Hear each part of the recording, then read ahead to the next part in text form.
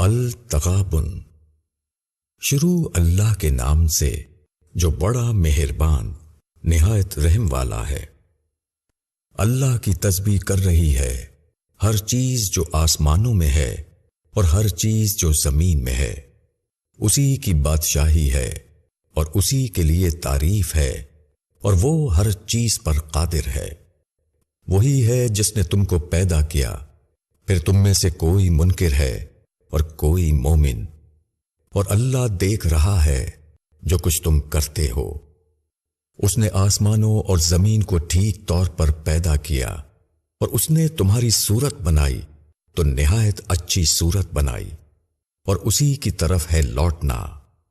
وہ جانتا ہے جو کچھ آسمانوں اور زمین میں ہے، اور وہ جانتا ہے جو تم چھپاتے ہو اور جو کچھ تم ظاہر کرتے ہو، اور اللہ دلوں تک کی باتوں کو جاننے والا ہے۔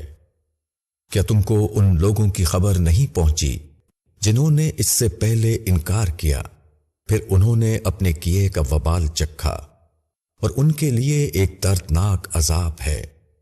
یہ اس لیے کہ ان کے پاس ان کے رسول کھلی ہوئی دلیلوں کے ساتھ آئے، تو انہوں نے کہا کہ انسان ہماری رہنمائی کریں گے، پس انہوں نے انکار کیا اور منہ پھیر لیا، اور اللہ ان سے بے پرواہ ہو گیا، اور اللہ بے نیاز ہے، تعریف والا ہے۔ انکار کرنے والوں نے دعویٰ کیا کہ وہ ہرگز دوبارہ اٹھائے نہ جائیں گے۔ کہو کہ ہاں، میرے رب کی قسم، تم ضرور اٹھائے جاؤ گے، پھر تم کو بتایا جائے گا جو کچھ تم نے کیا ہے، اور یہ اللہ کے لیے بہت آسان ہے۔ پس اللہ پر ایمان لاؤ، اور اس کے رسول پر، اور اس نور پر جو ہم نے اتارا ہے، اور اللہ جانتا ہے جو کچھ تم کرتے ہو۔ جس دن وہ تم سب کو ایک جمع ہونے کے دن جمع کرے گا، یہی دن ہار جیت کا دن ہوگا، اور جو شخص اللہ پر ایمان لایا ہوگا اور اس نے نیک عمل کیا ہوگا، اللہ اس کے گناہ اس سے دور کر دے گا، اور اس کو ایسے باغوں میں داخل کرے گا جن کے نیچے نہریں بہتی ہوں گی، وہ ہمیشہ اس میں رہیں گے۔ یہی ہے بہت بڑی کامیابی۔ اور جن لوگوں نے انکار کیا اور ہماری آیتوں کو جھٹلایا، وہی لوگ آگ والے ہیں، اس میں وہ ہمیشہ رہیں گے، اور وہ برا ٹھکانہ ہے۔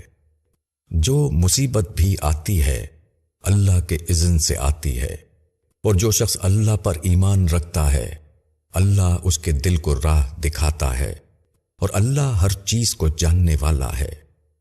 اور تم اللہ کی اطاعت کرو اور رسول کی اطاعت کرو، پھر اگر تم اعراض کرو گے تو ہمارے رسول پر بس صاف صاف پہنچاتے نہ ہے۔